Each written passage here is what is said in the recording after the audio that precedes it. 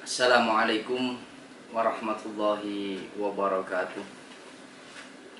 Innal hamdalillah nahmaduhu wa nasta'inuhu wa nastaghfiruh wa na'udzu billahi min syururi anfusina wa min sayyiati a'malina.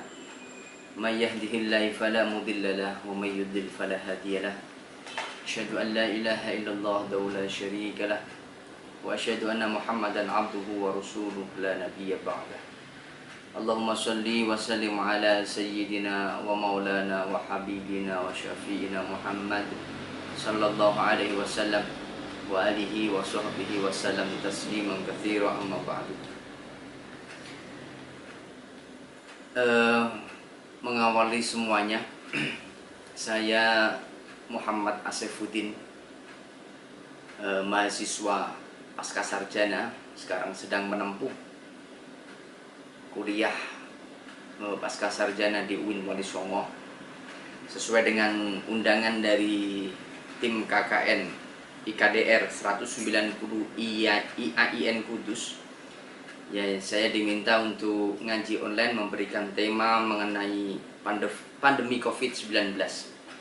Nanti dari pihak tim KKN sendiri, ini adalah salah satu program KKN yang mana ingin ikut membantu berpartisipasi mendukung program moderasi beragama terutama di negara yang kita cintai ini, yakni Indonesia. Ya, semoga ngaji online yang saya kira ini sedikit nanti insya Allah akan memberikan manfaat, amin. Dan semoga tim KKN IKDR 190 IAIN Kudus membuat gebrakan-gebrakan baru yang lebih bermanfaat terutama kepada IAIN Kudus sehingga bisa memberikan kemanfaatan yang lebih luas lagi, amin. Jadi temanya ini karena saya diminta bagaimana di masa pandemi COVID-19 ini kita bisa tetap memegang erat apa itu moderasi beragama. Jadi saya membuat satu tema besar di masa pandemi COVID-19 ini. Apa yang harus kita lakukan? Apa yang seyogyanya harus kita perbuat agar moderasi Islam ini tetap dijaga, moderasi Islam ini tetap dipegang oleh khalayak umat Indonesia. Jadi saya beri judul pandemi COVID-19, nalar kritis harus hidup, mata hati tetap terbuka dan selalu moderat dalam beragama. Teman-teman sekalian, akhir-akhir ini ada beberapa hal, ini jujur saya, ada beberapa hal yang sangat saya risaukan. Tidak melulu mengenai virus corona, tidak melulu mengenai pandemi ini, juga tidak melulu tentang apa dampak pandemi ini terhadap dunia. Bisa jadi kita membuat satu pemikiran bahwa pandemi COVID ini ternyata telah mengistirahatkan kesibukan-kesibukan dunia.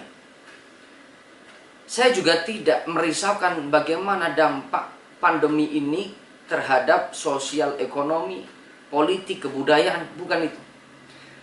Tapi pertama-tama yang saya risaukan adalah diri saya sendiri. Diri saya sendiri. Saya risau. Apakah saya ini mampu bertahan di dalam kondisi seperti ini? Dalam menjaga kesehatan, tentu iya. Tapi ada yang lebih penting lagi, yakni menjaga mental psikologi saya dan menjaga saya agar tetap lebih produktif di masa pandemi ini. Karena apa? Kita sudah terhitung hampir 5 bulan. Hampir 5 bulan kita menyepi. Bahkan ada dalam satu istilah sekarang, rebahan. Rebahan selama 5 bulan di rumah. Nah, kita diuji. Produktivitas kita diuji. Cara berpikir kita diuji. Semuanya diuji di sini. Nah, teman-teman sekalian, karena hidup belakangan ini hanya berputar atau berkutat di dalam 3 tempat, yakni kasur, dapur, dan smartphone. Kita ke dapur untuk makan, Setelah itu kita ke kamar untuk tidur, kembali pegang smartphone. Begitu terus siklus hidup kita selama 5 bulan ini. Bosan? Iya. Tapi mau gimana lagi? Selain tidur dan makan, menu harian yang setiap hari kita lahap ini adalah perlombaan prediksi. Ada kontestase ide, konflik antar kepentingan, perlombaan statistik, pertarungan perspektif, pertandingan komentar, persaingan antar kebijaksanaan, dan lain jenisnya. Jadi banyak sekali perspektif-perspektif mengenai pandemi ini. Kita tiap hari melahap semua itu. Nah, menu luar biasa ini terpaksa kita lahap setiap hari, teman-teman. Karena begitu saja masuk menyerbu ke dalam smartphone kita, dunia kecil yang selalu kita pegang, selalu kita sayang, yakni HP kita. Jadi teman-teman, kita ini sekarang semacam ada kebingungan karena ketidakjelasan situasi yang sebenarnya. Semacam ada kecurigaan. Kecurigaan akan adanya konspirasi, kecurigaan akan adanya politisasi, ada kekhawatiran akan terjadinya pengabaian atau ketakutan berlebihan, ada patriotisme untuk tidak mundur dan tidak menyerah. Nah, ada pula emosi-emosi keagamaan yang mengemuka dengan segala bentuknya, baik dalam khauf maupun dengan intonasi roja. Dalam keadaan khauf kita takut, ya Allah, semoga pandemi ini tidak menyerang saya pribadi. Atau, ya Allah, bagaimana kalau saya terkena pandemi ini? Bagaimana kalau saya terjangkit virus ini? Sedangkan dalam prosesi pengurusan jenazah tidak begitu maksimal. Saya tidak dapat diiringi jenazah saya oleh masyarakat sekitar. Ada semacam khauf, takut kepada Allah, ya Allah. Ada juga semacam roja, harapan, ya Allah, semoga pandemi ini lekas berakhir. Atau semoga pandemi ini tidak menjangkit keluarga saya dan khususnya saya. Nah, teman-teman, yang perlu kita sadari sekarang adalah dunia sekarang ini sedang tidak baik-baik saja. Saya ulangi, dunia sekarang ini sedang tidak baik-baik saja. Seluruh penghuni bumi berada dalam fase panik, muram, sedih, dan sebagainya. Bahkan ada semacam kekhawatiran yang berlebih menghadapi kenyataan. Seolah-olah kebutuhan sandang, papan, dan pangan tidak begitu berpihak kepada kita saat ini. Namun begini, kita jangankan melawan, untuk melihat virus itu dengan kasat mata, kita mustahil untuk melakukan itu. Saya ulangi lagi dan saya tekankan lagi, dunia saat ini sedang dalam keadaan duka yang mendalam. Ada orang-orang di luar sana yang ikut membantu pemerintah untuk stay di rumah. Ada juga orang-orang yang ngeyel, menganggap bahwa pandemi ini biasa saja. Pandemi ini tidak berpengaruh apa-apa. Pandemi ini hanya settingan. Nah, semacam ada perspektif-perspektif yang saling bertabrakan. Nah, kita setiap hari melahap semua itu, teman-teman. Lebih parah lagi, sampai meninggikan ego. Yang satu tetap bersikuku bahwa pandemi ini bukan berdampak apa-apa. Tidak ada. Bahkan ada yang mengatakan pandemi ini tidak ada. Semuanya disetting agar dunia ini segera dirombak. Nah, alhasil penularan terjadi di mana-mana. Korban terus bertambah, bahkan di Indonesia saat ini sudah menyentuh angka yang terjangkit itu menyentuh 100.000. Subhanallah. Ini begitu banyak. Nah, orang-orang semacam ini tidak menyadari seandainya dirinya terjangkit, misal dirinya sendiri terjangkit, yang kemungkinan besar akan terkena ke banyak orang, misalnya ke keluarganya, tetangganya, dan sebagainya. Meskipun demikian, faktanya begini, di lapangan faktanya tidak menjadi masalah. Hal ini tidak menjadi masalah bagi penganut fatalistik atau jabariyah yang menganggap semua itu sudah ada, semua itu sudah ditakdir oleh Tuhan, tapi dia tidak melakukan apa-apa. Ini yang berbahaya. Dia tidak melakukan apa-apa, hanya percaya udah semuanya adalah terserah Tuhan. Nah, nanti akan saya jelaskan. Kaum-kaum fatalistik ini menganggap bahwa ini tidak menjadi masalah. Mereka memiliki argumen yang khas, yang syarat dengan ketuhanan. Misalnya begini, virus ini tidak dapat membunuh manusia, karena yang berkuasa mematikan manusia hanyalah Allah, hanyalah pencipta. Jadi tidak ada yang perlu ditakutkan. Ini kata Jabariyah, kata fatalistik. Tidak ada yang perlu ditakuti, dan tetaplah beraktivitas seperti sedia kala, tanpa memperdulikan dampak yang terjadi. Nah, ini yang berbahaya. Lalu pertanyaan besar adalah, apa yang seyogyanya, apa yang seharusnya kita perbuat, apa yang seharusnya kita lakukan di masa pandemi ini, agar moderasi Islam ini tetap terjaga? Maka jawabannya adalah, yang pertama, mari kita senantiasa menghidupkan nalar kita. Nalar kita, logika berpikir kita, cara berpikir kita, kita hidupkan kembali. Banyak orang-orang fatalis berpendapat bahwa yang berhak mematikan itu Allah, bukan virus corona. Ini fatalis. Lantas, apa dampaknya kepada kaum fatalis? Mereka mengabaikan anjuran-anjuran pemerintah, mereka mengabaikan aturan-aturan pemerintah, saran-saran tenaga medis, mereka abaikan. Misalnya disuruh untuk memakai masker, cuci tangan, social distancing, tapi mereka abai. Atau pemerintah menganjurkan untuk tetap berjamaah di rumah saja, jangan di masjid dulu untuk kalangan-kalangan zona merah. Bahkan anjuran-anjuran MUI untuk tidak sholat berjamaah Jumat misalnya di daerah zona merah, itu mereka abaikan. Karena mereka memiliki keyakinan dan dasar kuat tanpa disertai nalar kritis dan mempertimbangkan tenaga ahli dalam bidangnya. Nah, bagi saya begini, keyakinan bahwa yang berhak mematikan, keyakinan bahwa yang berhak menghidupkan hanya Allah, ini betul. Keyakinan semacam ini benar adanya, benar. Namun begini, seharusnya keyakinan itu mengandung sebuah implikasi. Apa implikasinya? Implikasi dari keyakinan itu adalah mengerahkan dan memanfaatkan segala pemberian Allah. Misalnya, kita diberi akal untuk berpikir, kita diberi hati untuk mempertimbangkan, kita diberikan pikiran untuk memutuskan. Takut kepada Allah, ini perlu digarisbawahi bahwa takut kepada Allah bukan berarti kita tidak memikirkan apapun atau kita tidak melakukan apapun.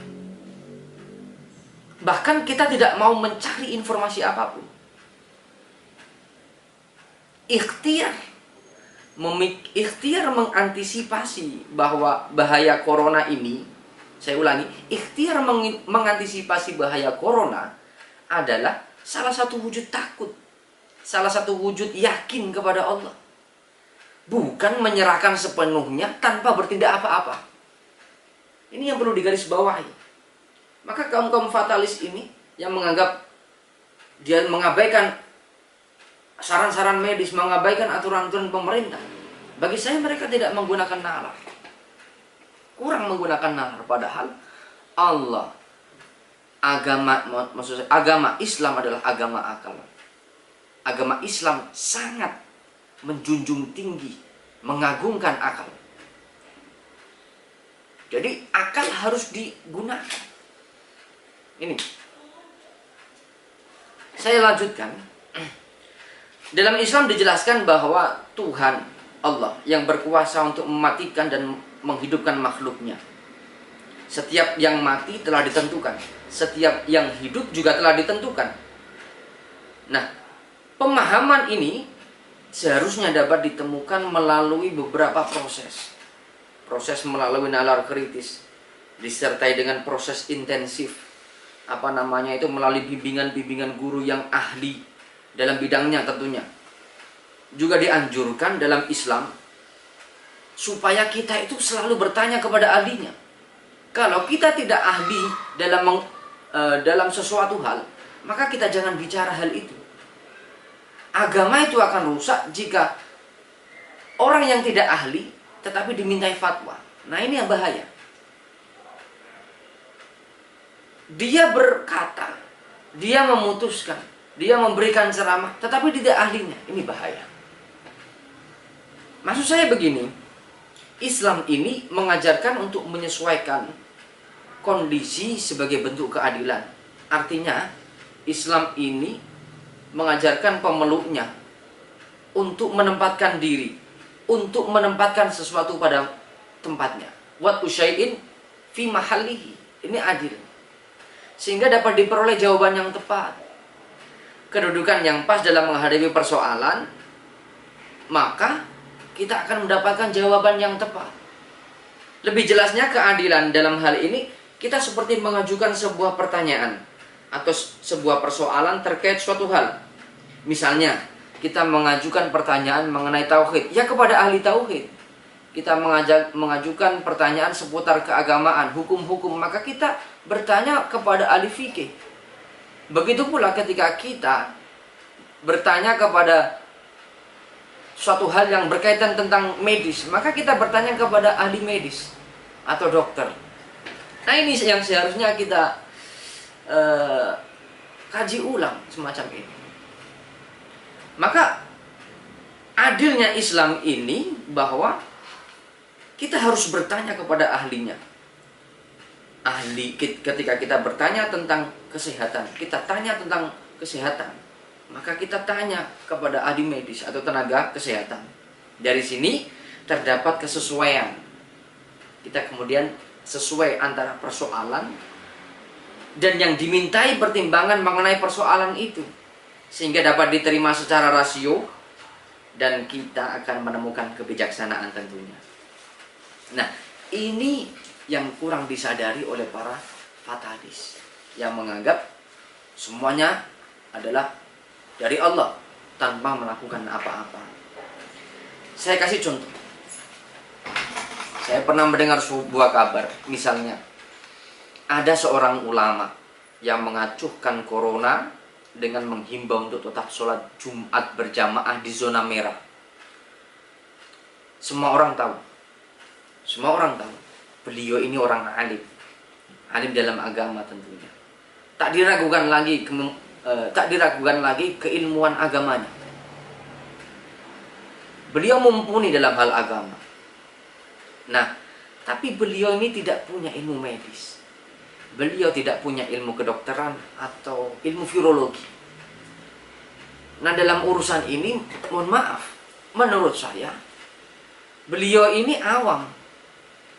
Maka menurut hemat saya, biarlah para ilmuwan yang memutuskan ini wabah atau enggak, bukan beliau. Biar ilmuwan yang memutuskan ini wabah atau tidak. Maka apabila pendapat ini sudah ada, pakailah pendapat tenaga medis.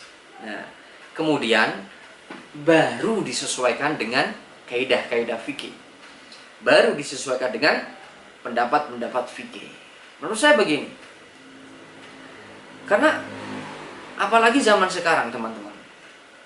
Zaman sekarang itu berjubel informasi. Bukan hanya kekurangan informasi, tapi justru banjir informasi. Informasi kita bisa dapat di mana-mana. Medsos banyak sekali. Facebook, Twitter, Instagram, bahkan di Google itu semuanya ada. Kita diberikan prasmanan informasi. Nah, dari berbagai sumber menjadi campur aduk. Ini saya berikan suatu hal yang sangat berbahaya pada saat ini. Banjir informasi tadi juga melanda para tokoh agama, para kiai, tokoh-tokoh yang diikuti oleh masyarakat. Yang tokoh agama itu ada yang jarang sekali cek dan recheck informasi tersebut. Nah, ini yang berbahaya. Kemudian sang tokoh agama mendapatkan informasi itu. Informasi itu disampaikan kepada santrinya tanpa dikritisi dan diamini oleh semua orang. Kemudian orang itu menyampaikan informasi yang tidak jelas itu. Semua menyebar. Kalau pakai ilmu sanadnya mutawatir. Lalu disebarkan kembali, sebar terus. Bisa dibayangkan kan betapa ruwetnya pada saat itu. ruwet sekali kalau kita tidak memakai nalar. Nah, itu yang pertama. Jadi yang pertama adalah tetap menggunakan nalar. Nalar kritis harus kita tetap gunakan di dalam masa pandemi ini. Teman-teman sekalian, yang kedua, apa yang seyogyanya kita harus lakukan di masa pandemi ini?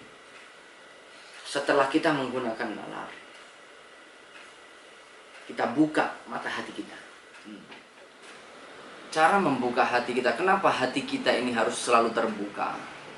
Saya punya satu ayat yang menjadi prinsip hidup, selalu menjadi teman dalam setiap keputusan yang akan saya ambil.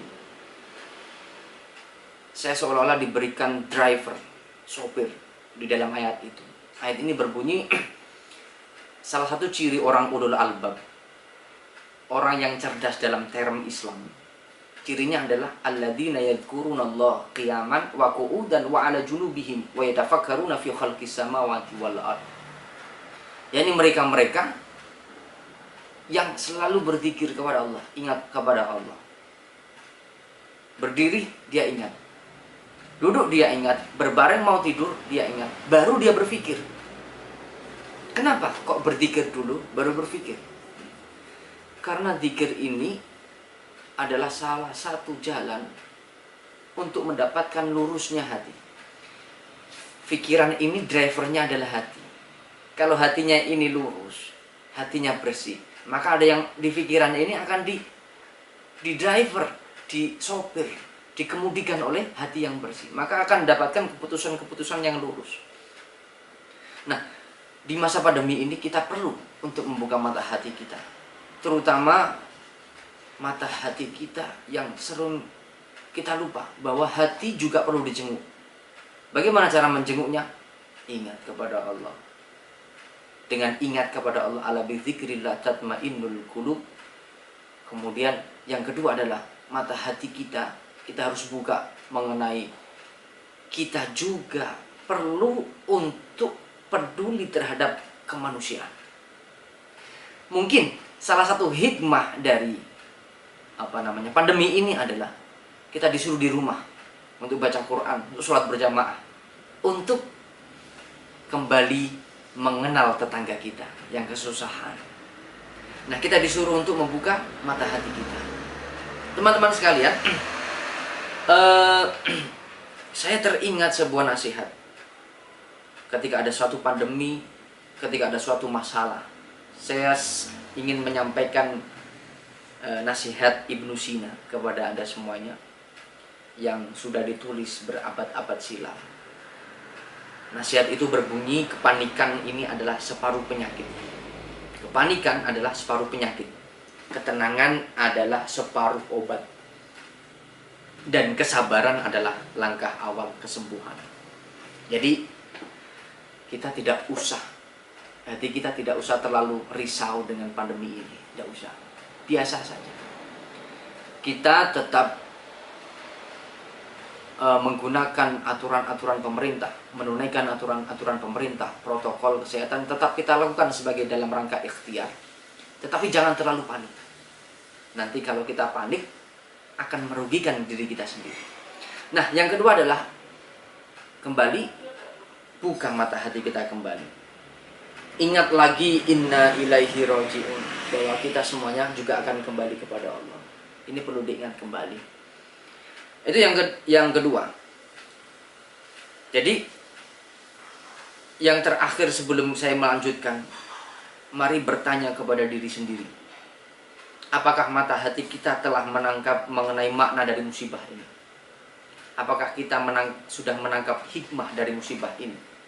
Semua manusia pasti memiliki mata hati.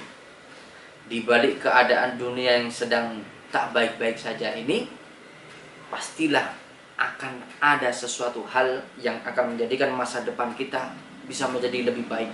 Mungkin saat ini akan menjadi cerita cucu-cucu kita nanti. Kalau kita sudah tua, kita akan menyampaikan 20 tahun ke depan, nak, atau kita bercerita kepada anak kita, 20 tahun yang lalu Bapak berada dalam masa pandemi ini, Bapak di rumah saja, Bapak ngurus adik-adik, Bapak mengerjakan seluruh pekerjaan rumah bersama ibu, menghangatkan kembali keharmonisan, menghangatkan kembali cinta Bapak kepada ibu.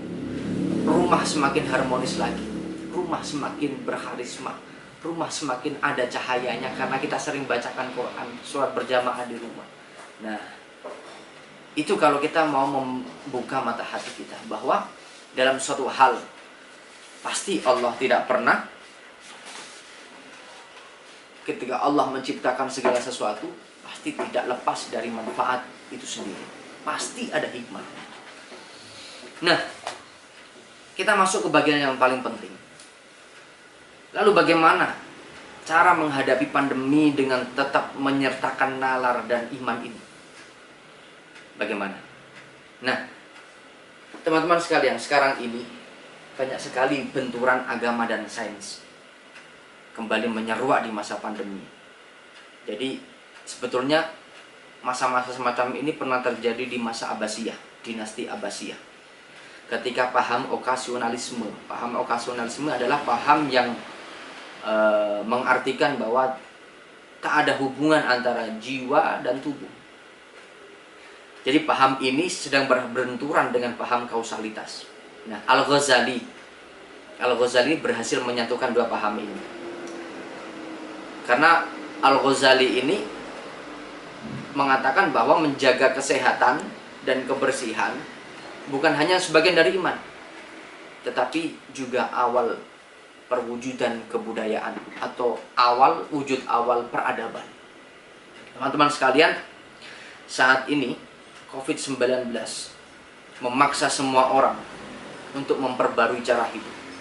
Dulu semuanya serba tatap muka. Sekarang disetting online. Semuanya bisa dilakukan dengan menggunakan daring, secara online. Semuanya sudah disetting seperti itu. Nah, di sini teman-teman sekalian, yang perlu saya luruskan di sini adalah kelompok fatalistik, kelompok Jabariyah yang menganggap bahwa segala sesuatu berasal dari Allah. Semua sudah ditakdirkan oleh Allah. Tapi dia tidak mau berikhtiar apapun.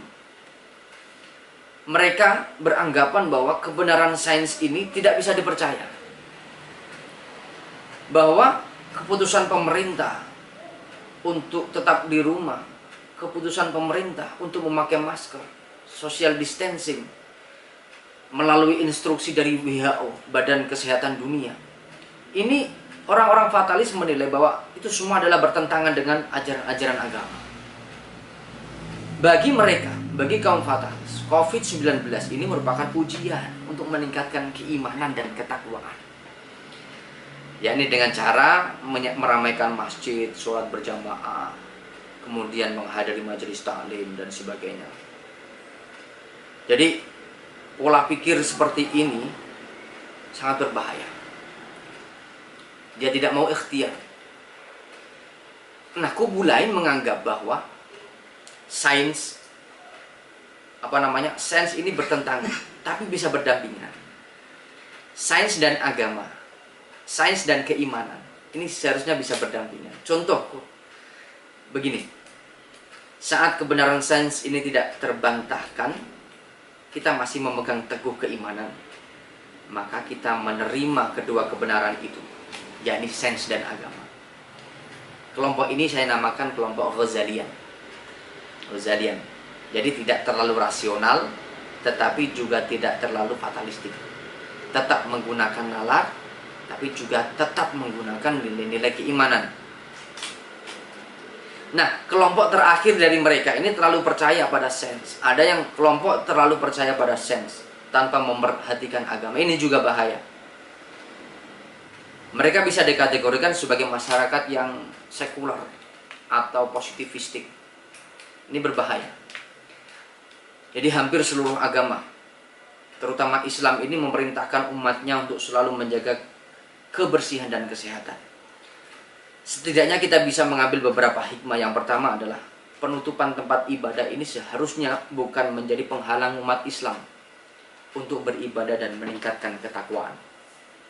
Justru bagi saya, beribadah di rumah. Secara tidak langsung kita menjadikan rumah kita seperti rumah Allah, atau dalam istilah baiti jannati.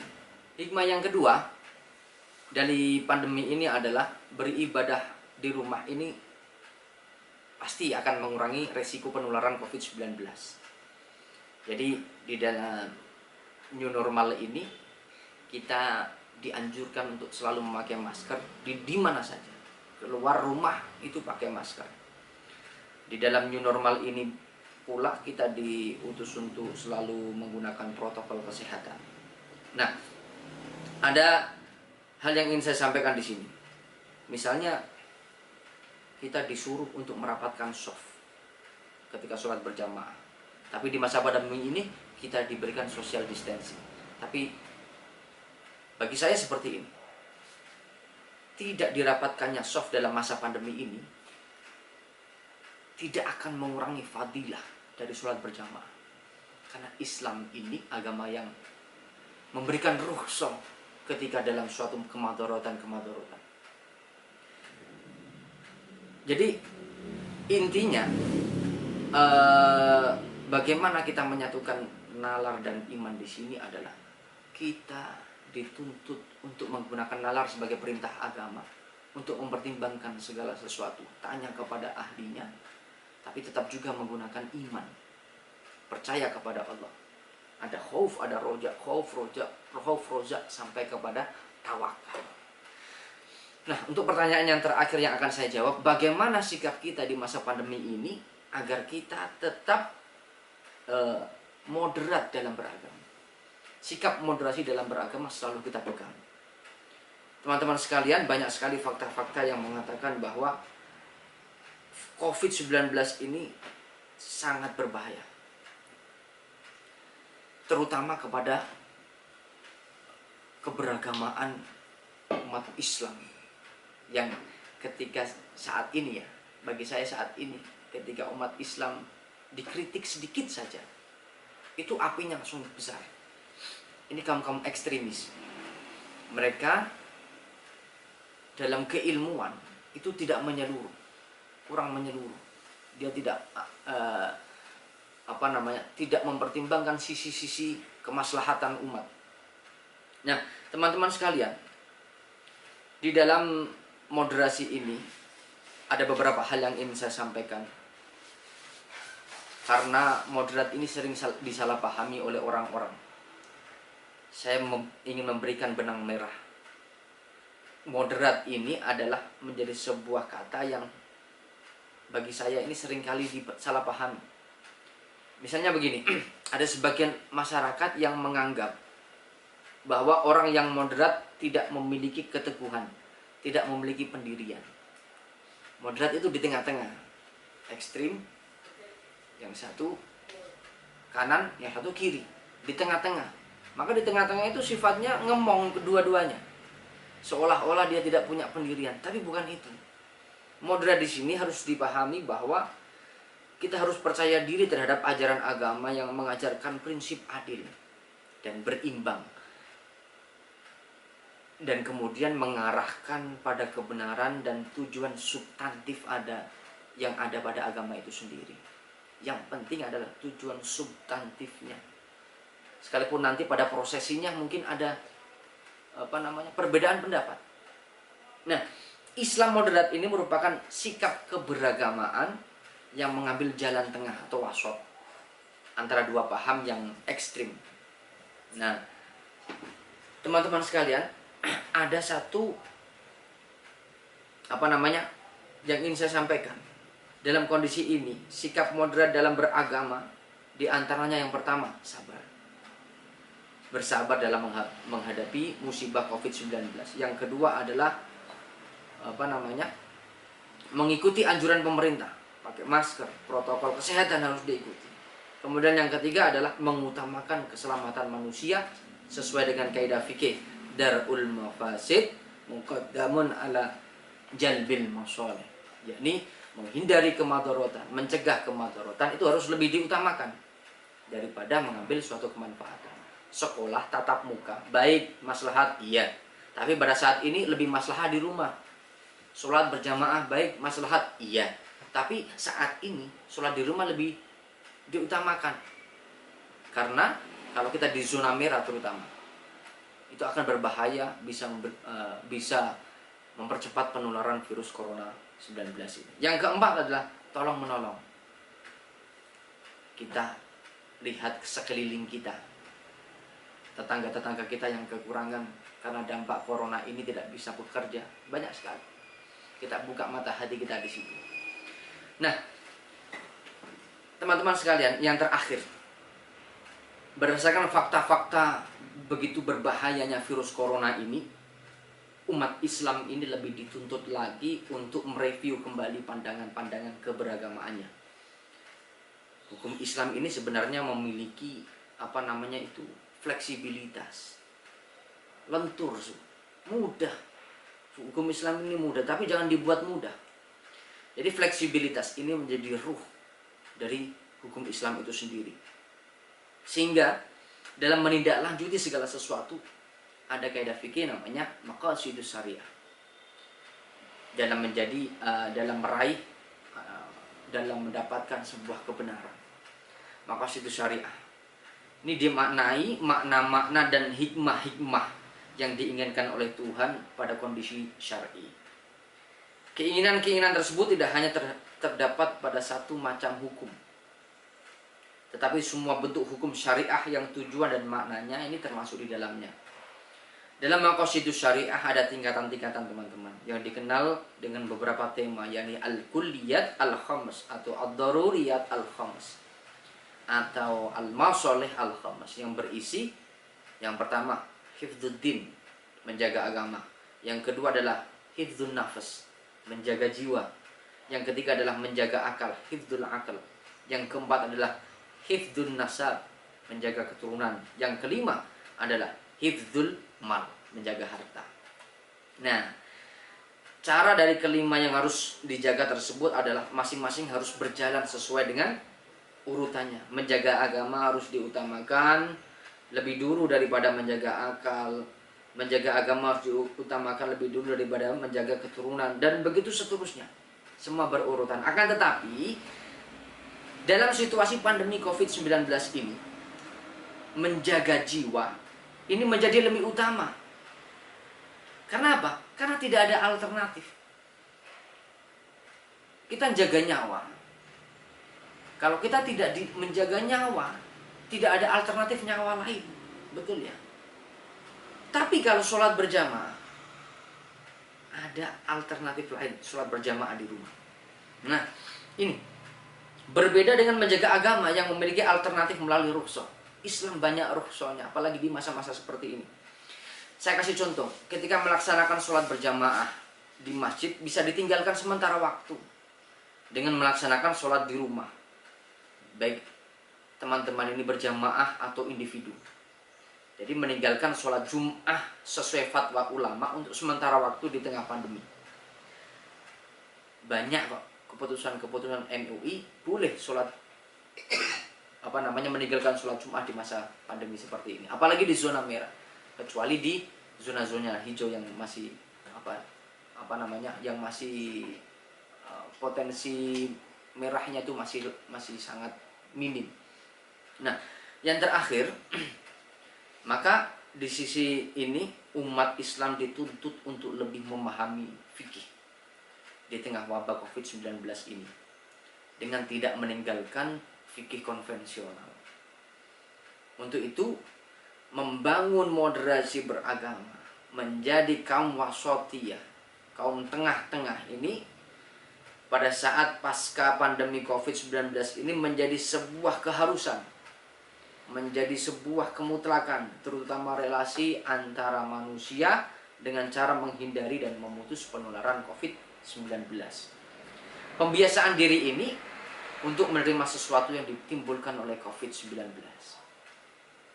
dari berbagai aspek, terutama aspek ibadah umat. Jadi pertimbangan kaidah fikih ini menghindari kemudaratan lebih utama dibanding melaksanakan maslahah. Menjadi cara dalam Islam, menjadi cara kita untuk tetap menjaga moderasi beragama. Ya, mungkin itu singkat Saya ambil yang poin-poin pentingnya saja. Dan yang terakhir, mari kita berdoa, ya Allah, semoga pandemi ini segera berakhir sehingga kita bisa berkumpul lagi dengan keluarga yang jauh. Semoga kita bisa bertatap muka dengan para guru kita. Semoga kita bisa beraktivitas seperti sedia kala, berproduktivitas seperti sedia kala. Allahumma dfa'anna al-ghala wal waba wal fahsya wal munkar wasuyufal mukhtalifata wasyada'ida wal mihan ma dhahara minha wa ma batan min baladin hada Indonesia khasa wa min buldanil muslimin amah innaka ala kulli syai'in qadir. A'udzu bikalimatillahi tammati min syarri ma khalaq. Bismillahilladzi la yadurru ma'asmihi syai'un fil ardi wala fis sama' wa huwas samiul alim. Allahumma salli ala sayyidina Muhammadin tibbil qulubi wa dawaiha wa afiyatil abdani wa shifaiha wa nuril absari wa diyaiha wa ala alihi wa sahbihi wa sallim. Rabbana atina fid dunya hasanah wa fil akhirati hasanah wa qina adzabannar.